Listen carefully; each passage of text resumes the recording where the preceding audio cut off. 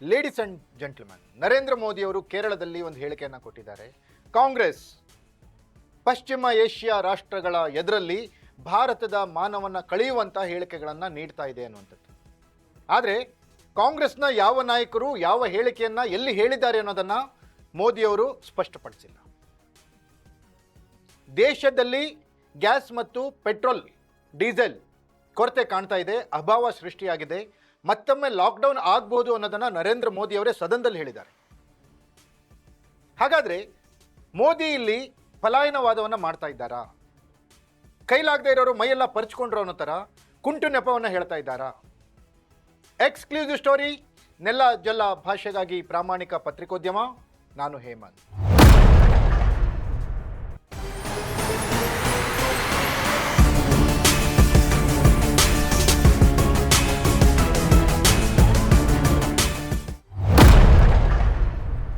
S ವೀಕ್ಷಕರೇ, ನರೇಂದ್ರ ಮೋದಿಯವರು ಕೇರಳ ಚುನಾವಣಾ ಪ್ರಚಾರದಲ್ಲಿದ್ದಾರೆ.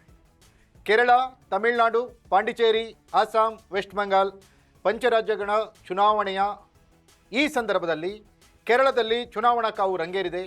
ನರೇಂದ್ರ ಮೋದಿಯವರು ಅಖಾಡಕ್ಕೆ ಎಂಟ್ರಿಯಾಗಿದ್ದಾರೆ.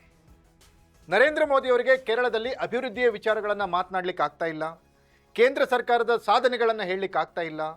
ನರೇಂದ್ರ ಮೋದಿಯವರು ಪ್ರಧಾನಮಂತ್ರಿ ಆದಮೇಲೆ ಕೇರಳಕ್ಕೆ ಏನೇನು ಕೊಡುಗೆಗಳನ್ನು ಕೊಟ್ಟರು ಅಂತ ಹೇಳಲಿಕ್ಕೆ ಆಗ್ತಾ ಇಲ್ಲ. ದೇಶದಲ್ಲಿ ನರೇಂದ್ರ ಮೋದಿಯವರಿಂದ ಯಾವ ರೀತಿಯ ಬದಲಾವಣೆ ಆಯಿತು, ಯಾವ ರೀತಿಯ ಅಭಿವೃದ್ಧಿ ಕಾರ್ಯಗಳನ್ನು ನರೇಂದ್ರ ಮೋದಿಯವರು ಮಾಡಿದರು ಅಂತ ಹೇಳಲಿಕ್ಕೆ ಅವರಿಗೆ ಆಗ್ತಾ ಇಲ್ಲ. ಮತ್ತು ಯಥಾ ಪ್ರಕಾರ ಅವರು ಕಾಂಗ್ರೆಸ್ನ ಮೇಲೆ ಗೂಬೆ ಕೂರಿಸುವಂಥ ಕೆಲಸವನ್ನು ಮಾಡ್ತಾ ಇದ್ದಾರೆ. ಪಶ್ಚಿಮ ಏಷ್ಯಾ ರಾಷ್ಟ್ರಗಳು, ಅರಬ್ ಎಮಿರೇಟ್ಸ್, ಕುವೈತ್, ಓಮನ್ ಮುಂತಾದ ಅರೇಬಿಕ್ ರಾಷ್ಟ್ರಗಳಲ್ಲಿ ಭಾರತದ ಘನತೆಗೆ ಕುಂದುಂಟಾಗ್ತಾ ಇದೆ ಬಿಕಾಸ್ ಆಫ್ ಕಾಂಗ್ರೆಸ್ ಅಂತ ಹೇಳ್ತಾ ಇದ್ದಾರೆ. ಕಾಂಗ್ರೆಸ್ ನಾಯಕರು ಪಾಶ್ಚಿಮಾತ್ಯ ದೇಶಗಳಲ್ಲಿ ಭಾರತದ ಗೌರವಕ್ಕೆ ಧಕ್ಕೆಯಾಗುವ ಥರ ತಮ್ಮ ಹೇಳಿಕೆಗಳನ್ನು ಕೊಡ್ತಾ ಇದ್ದಾರೆ ಅನ್ನುವಂತಹ ಸ್ಫೋಟಕ ಹೇಳಿಕೆಯನ್ನು ನರೇಂದ್ರ ಮೋದಿ ಅವರು ಕೊಟ್ಟಿದ್ದಾರೆ. ಆದರೆ ಕಾಂಗ್ರೆಸ್ನ ಯಾವ ನಾಯಕರು ಆ ರೀತಿಯ ಹೇಳಿಕೆಯನ್ನು ಕೊಟ್ಟಿದ್ದಾರೆ? ಏನು ಹೇಳಿಕೆಯನ್ನು ಕೊಟ್ಟಿದ್ದಾರೆ? ಭಾರತದ ಘನತೆಗೆ ಯಾವ ರೀತಿ ಕುಂದುಂಟಾಗ್ತಾ ಇದೆ ಅನ್ನೋದನ್ನು ಎಕ್ಸ್ಪ್ಲೈನ್ ಮಾಡಿಲ್ಲ ನರೇಂದ್ರ ಮೋದಿಯವರು. ಅಲ್ಲದೆ ದೇಶ ಸಂದಿಗ್ಧತೆಯಲ್ಲಿದೆ. ದೇಶ ಅನಿಲ ಅಂದರೆ ಗ್ಯಾಸ್, ಪೆಟ್ರೋಲ್, ಡೀಸೆಲ್ ಬೇಕಾದಷ್ಟು ಪೂರೈಕೆ ಆಗ್ತಾ ಇಲ್ಲ. ಜನರು ಸಂಕಷ್ಟದಲ್ಲಿದ್ದಾರೆ.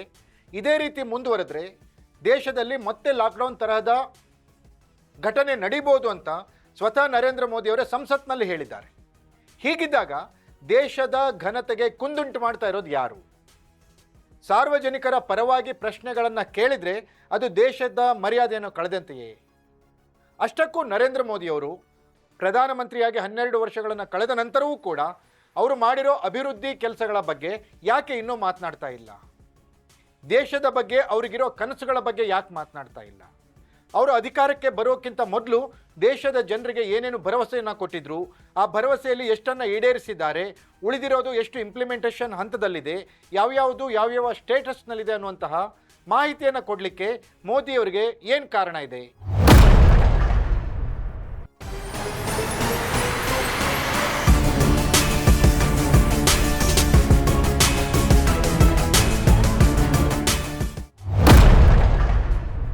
ಯಾಕೆ ಮೋದಿಯವರು ಮತ್ತೆ ಯಥಾ ಪ್ರಕಾರ ತಮ್ಮ ವೈಫಲ್ಯಗಳನ್ನು ಪಲಾಯನವಾದದ ಮೂಲಕ ಕಾಂಗ್ರೆಸ್ನ ಮೇಲೆ ಗೂಬೆ ಕೂರಿಸುವಂಥ ಕೆಲಸಕ್ಕೆ ಕೈ ಹಾಕ್ತಾ ಇದ್ದಾರೆ?